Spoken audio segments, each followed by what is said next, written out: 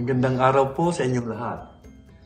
Ako po si Florante Villarica ng Pamanang Cuerdas Oriental Mindoro Incorporated. Isang grupo ng mga musikero at alagad ng sining na may malasakit sa ating lokal na kultura. Sa aming organisasyon, layunin namin isulong at pangalagaan ang makulay na pamanang pangkultura ng Oriental Mindoro gamit ang musika at iba pang sining.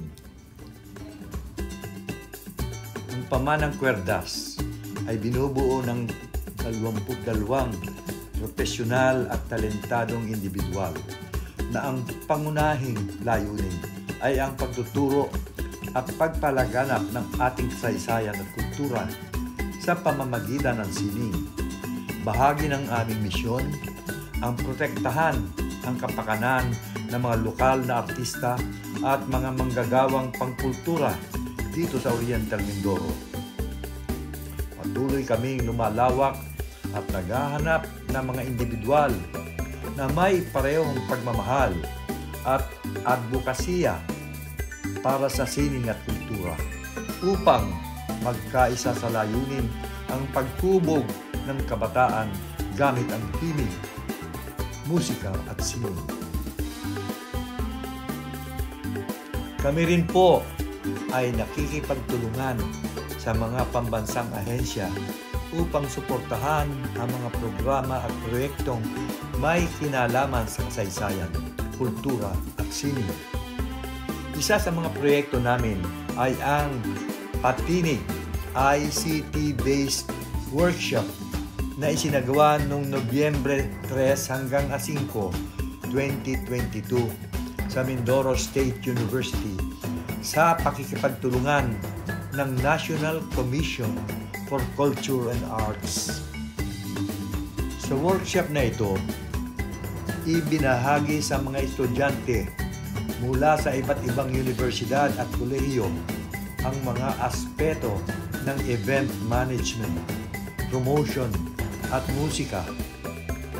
Ito ay isang hakbang upang mapalaganap ang kamalayan sa ating sariling kultura at maipakita na may ipagmamalakit tayo bilang mga Mindoreño. Bilang bahagi ng aming adhikain, nagtala rin kami ng mga kantang bayan mula sa ating mga lokal na kompositor tulad ng Buhay sa Bukid at Tulog na si Nene na ginagamit na ngayon bilang material sa pagtuturo sa mga estudyanteng elementarya ng DepEd Calapan City.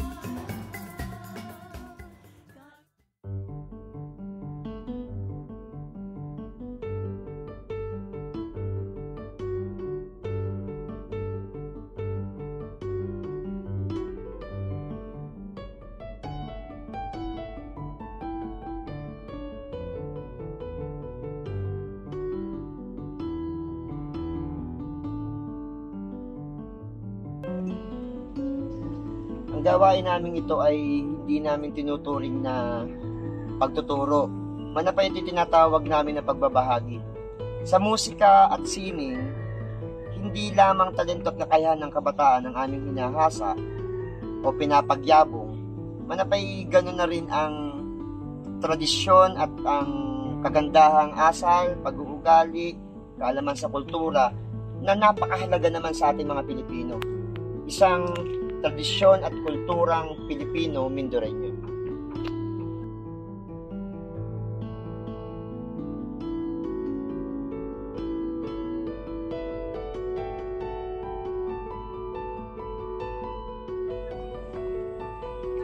Napakaganda rin pong makita ng mga kabataang ito sa kabila ng kanilang mga bagong natutunan sa pagtugtog ng gitara ay marunong din pong magsabi ng ho at opo At yun po ay isa sa aming tinuturo sa kanila. So maraming salamat po sa inyo.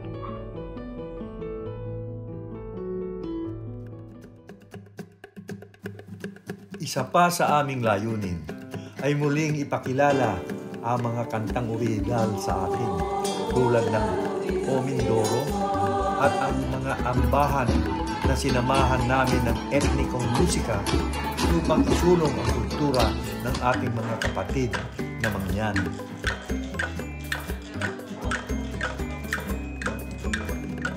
Kaakibat ng mga Sustainable Development Goals at ng Creative Industries Development Act.